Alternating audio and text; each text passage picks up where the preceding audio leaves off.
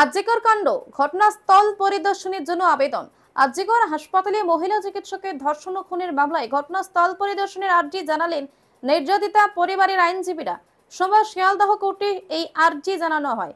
বিচারক এই নিয়ে শুনানির দিন ধার্য করেন আগামী সোমবার। এদিন মৃত ওই চিকিৎসকের পরিবারের আইনজীবী অমর্ত্য দে সাংবাদিকদের বলেন, আমরা 7 জন আইনজীবীর একটি দল আরজিকরে যাওয়ার সিদ্ধান্ত নিয়েছি। আদালতের কাছে আবেদন জানানো হয়েছে। এখন দেখা যাক শুনানির পর আদালত এই নিয়ে কি রায় দেয়। সিবিআই এর সরকারি কৌঁসুলি পার্থসারথী দত্ত বলেন, শুনানির সময় আমরা আমাদের বক্তব্য কোর্টের কাছেই পেশ করব। দেখুন বিস্তারিত।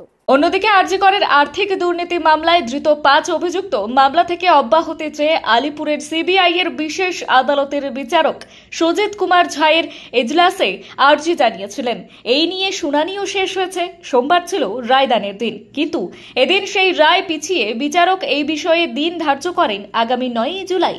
এক অভিযুক্তের কৌশলী সঞ্জয় দাশগুপ্ত বলেন, আমাদের বক্তব্য ছিল আমাদের মক্কেলদের বিরুদ্ধে চার্জ গঠন করে বিচার প্রক্রিয়া চলতে পারে না। সেক্ষেত্রে আদালত এখন কি নির্দেশ দেয় সেটাই দেখার। যদিও সিবিআই এর বক্তব্য মামলায় যথেষ্ট তথ্য প্রমাণ রয়েছে, তাই আমরা আদালতের কাছে আর্জি জানিয়েছি আমাদের সওয়ালে চার্জ গঠন করে এই মামলার বিচার প্রক্রিয়া শুরু করার।